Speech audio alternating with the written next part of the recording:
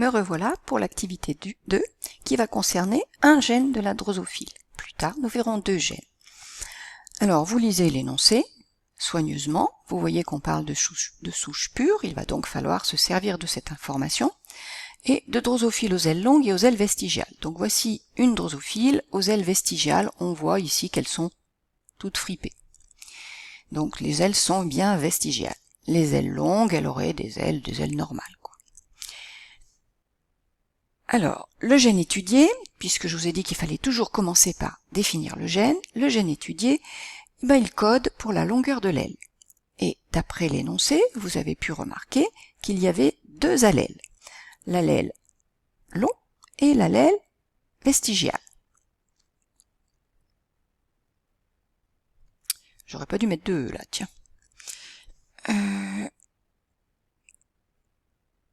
Long et vestigial, donc vous pouvez faire un brouillon, mais pensez toujours qu'il va falloir rédiger tout ce que vous pensez, tout ce que vous voulez écrire. Donc les parents sont de souche pure, ça signifie qu'ils sont homozygotes pour le gène étudié. Donc P1, le parent P1 aura 2 fois l'allèle long et le parent P2 aura 2 fois l'allèle vestigial. Alors, vous, sur votre cahier, vous écrivez long, double trait de fraction sur long. Pourquoi? Chaque trait de fraction correspond à un chromosome.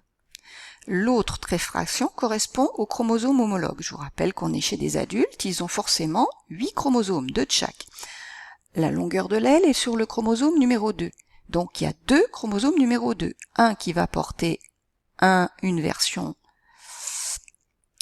longue et l'autre qui va porter l'allèle long. Voilà pourquoi on écrit les choses sur un double, l'écriture conventionnelle, c'est 2 traits de fraction. Moi je peux pas l'écrire, sur mon clavier, je peux faire que 2 traits de fraction inclinés. Mais ça veut dire la même chose. Alors pour le moment on met des majuscules pour les allèles parce qu'on ne connaît pas le rapport de force entre les 2 allèles. Alors il y a une convention, c'est que j'ai mis entre parenthèses le génotype, avec les 2 allèles, et le phénotype on le met entre crochets. Moi je sais que ça m'est égal d'avoir des crochets ou des parenthèses, l'idée c'est que ce soit séparé, mais j'ai constaté que certains collègues étaient très susceptibles. Donc le génotype entre parenthèses, le phénotype entre crochets. Ne prenons pas de risques, vous ne savez pas qui vous corrigera. Alors, on peut faire un schéma si vous voulez. Le premier parent, 2 chromosomes homologues, les deux chromosomes numéro 2, avec l'allèle long 2 fois. Le deuxième parent, chromosome numéro 2 aussi, mais il aura les 2 allèles identiques et vestigiales. Je vous rappelle que quand on dessine des chromosomes, on met une barre verticale dans la mesure où ce sont des chromosomes à une chromatide. Rappelez-vous, la deuxième chromatide, elle se construit lors de la réplication juste avant la division. Là, on n'est pas encore en division, donc pas 2 chromatides, une seule. Ça c'est important, ça évitera beaucoup de bêtises.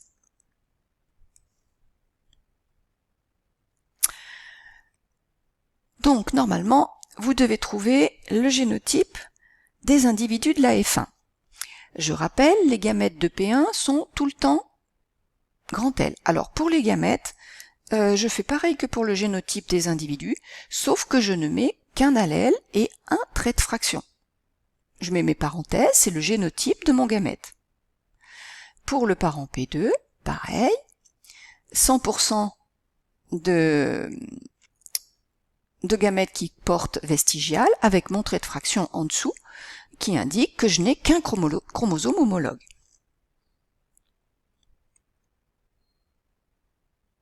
Donc maintenant, vous pouvez faire la fécondation, c'est-à-dire la cellule œuf qui possédera et grand L et VG, puisque ce sont ces 2 gamètes qui vont fusionner pour donner cet individu. Donc le génotype entre parenthèses, et j'ai mes 2 traits de fraction qui correspondent à mes 2 traits horizontaux ici, et un allèle de chaque. Donc nous avons ici un individu qui est hétérozygote. Il a 2 allèles différents sur chacun de ses chromosomes. Donc génotype hétérozygote.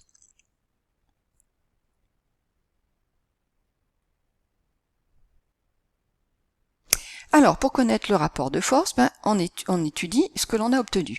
Les individus F1 sont hétérozygotes, puisqu'ils ont un allèle de chaque, alors que les parents étaient homozygotes, je répète. Or, l'énoncé nous dit que le phénotype observé est que des drosophiles aux ailes longues. Donc là, je mets le phénotype. Vous pouvez le mettre là, le phénotype. Le phénotype de l'individu de la F1, c'est avec un G... Ah ben non. Donc, oui, j'anticipe un peu trop. Donc, le génotype que l'on a trouvé par le raisonnement, c'est hétérozygote, mais le phénotype que l'énoncé nous dit, c'est L longue. Donc, nécessairement, ici, il y a un allèle qui s'exprime pas, puisqu'on a dans le phénotype que on dirait qu'il y a que celui-ci n'existe pas, mais il existe bien, il a été fourni par le parent P2. Donc, on en déduit que le phénotype n'exprime qu'un seul des deux allèles possédés, grand L, donc l'autre qui existe bien, il va être dit récessif, alors que l'allèle qui s'exprime sera dit dominant. D'où on a une écriture qui va changer. En général, ça je sais ce que vous aimez bien, on met grand L pour le dominant, donc une majuscule, et des minuscules pour l'allèle récessif. Mais c'est pas l'écriture conventionnelle. On trouve parfois plus et moins, ça c'est très peu fréquent, mais l'écriture conventionnelle c'est VG plus VG, c'est-à-dire que VG, l'allèle muté, l'allèle récessif, et pour la version dominante, on met un plus. Voilà. Je sais que vous n'aimerez pas bien, mais c'est l'écriture conventionnelle. Ensuite, qu'est-ce qu'on fait? On laisse les drosophiles. En fait, dans notre tube, on a une drosophile de départ qui est homozygote à aile longue et une drosophile qui est aux ailes vestigiales. Donc ça gêne pas, on les enlève pas, on laisse tout le monde dans le même tube. Les parents, les enfants, mais il y a des centaines de drosophiles qui hétérozygotes de la F1. En fait, il y en a beaucoup, ce qui fait que les parents sont pas significativement importants. Donc on laisse tout le monde dans le même tube et on va, ce qu'on voudrait savoir, c'est ce qui va se passer en F2. Donc vous allez me faire d'abord une explication théorique de ce qui va se passer en F2 et ensuite on raisonnera sur le tirage au sort d'une de ces drosophiles. Donc pour raisonner, il faut partir, je suis peut-être passé un peu trop vite, il faut partir des gamètes de la F1. C'est-à-dire que maintenant, il faut comme on va avoir deux F1, on a beaucoup plus de chances que deux F1 se reproduisent ensemble, il va falloir trouver les gamètes de F1. Et pour ça, il faut bien connaître la méiose. Donc je vous propose un schéma pour réexpliquer un petit peu la méiose. On part d'une cellule souche diploïde avec 2n égale 8 chromosomes, mais on va pas dessiner les 8 chromosomes, on dessine que la paire numéro 2. Et notre individu est hétérozygote, il est grand LVG, donc on met ces deux allèles. Ensuite, à l'aide d'un schéma, on va continuer, on réplique. C'est la réplication, vous l'avez vu l'an dernier. Donc on construit une deuxième chromatide pour chaque chromosome. Voilà qui est fait. Et on rentre en méiose. En méiose, la première étape, c'est séparation des chromosomes homologues. Donc les chromosomes se séparent, chacun dans une cellule. C'est l'anaphase 1. Et ensuite, on sépare les chromatides. Là, rien de compliqué. Voilà, on sépare les chromatides et on obtient 4 cellules filles. 4 cellules filles qui ne sont pas identiques 2 à 2. On en a 2 pareils. 50% des gamètes vont porter l'allèle grand L et 50% des gamètes vont porter l'allèle VG.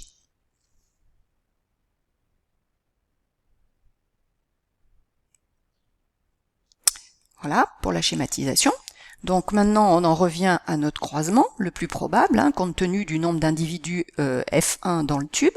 Ils vont se reproduire. Chacun produit 2 gamètes, 2 types de gamètes, à l'issue de la méiose. 50% de grand L et 50% de VG. Et pour étudier l'ensemble des individus qui vont être produits à l'issue de cet accouplement, on construit un tableau. Un tableau qui va envisager toutes les fécondations possibles entre ces deux individus qui deviennent parents. Moi j'appelle ça aussi un tableau de fécondation. Donc on met les gamètes. Normalement, dans chaque case, je devrais avoir 4 chromosomes. Puisque j'ai des gamètes, j'ai un individu qui a 2n égale 8, donc n égale 4, ça voudrait dire que je devrais avoir 4 chromosomes. Mais j'ai pas besoin de mettre les autres dans mes cases, puisque ils n'ont pas de gènes qui m'intéressent. Donc je ne mets que le chromosome numéro 2. Il y en a qu'un. Donc mes deux parents de la F1 vont fabriquer les mêmes gamètes. Des gamètes grand L ou des gamètes VG. Puis après, vous remplissez les cases, grand L plus grand L, ça fait un génotype d'un individu qui est grand L, donc son phénotype sera grand L. Et celui-là, comme il est grand L VG et qu'on sait que VG est récessif, il aura comme phénotype grand L. Pareil ici, sauf que là, on va se retrouver dans le cas où avec deux allèles récessifs qui vont s'exprimer maintenant au niveau du phénotype. Donc on aura VG, un phénotype vestigial. Donc les proportions théoriques des phénotypes se répartissent selon deux cas. On a 3 quarts ou 75% comme vous voulez de grand L et 1 quart de phénotype vestigial ou 25%. Il y a brassage des allèles à la fécondation. Les allèles se sont mélangés. Alors maintenant, on va prendre au hasard une drosophile de ce tube et on vous propose de la croiser avec une drosophile aux ailes vestigiales. C'est la meilleure façon de connaître le génotype d'un individu inconnu. On le croise avec un individu récessif. Ça s'appelle un test cross.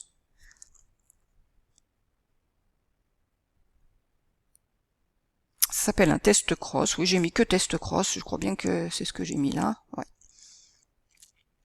Donc on réalise un croisement test ou test cross, c'est-à-dire d'une drosophile inconnue de F2, c'est du tableau précédent, et d'un parent P2 qu'on connaît qui est vestigial.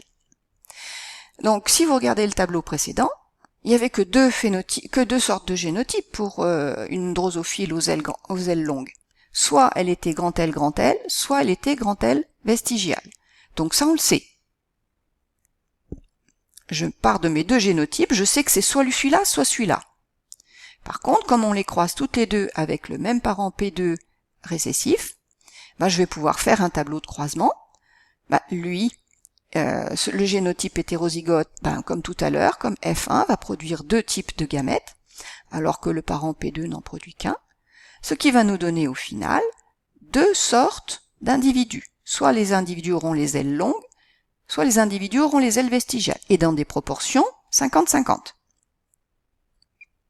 Dans l'autre cas, ma foi, ma drosophile, si elle a le génotype grand L, elle ne produira qu'un type de gamète, et à la fécondation, je n'aurai qu'un type d'individu qui sera hétérozygote, mais qui aura le phénotype grand L. Donc là, 100% de drosophiles aux ailes longues. Donc pour connaître le génotype de la drosophile piochée, en la mettant en reproduction avec un individu récessif, si j'obtiens deux sortes de génotypes, ça voudra dire qu'elle était hétérozygote au départ. Si j'obtiens qu'un type de génotype, de phénotype, ça voudra dire qu'elle était homozygote elle aussi. Donc selon les proportions réelles obtenues à l'issue du croisement, on pourra opter pour un génotype ou l'autre. Donc il faut toujours confronter les résultats réels et les résultats théoriques.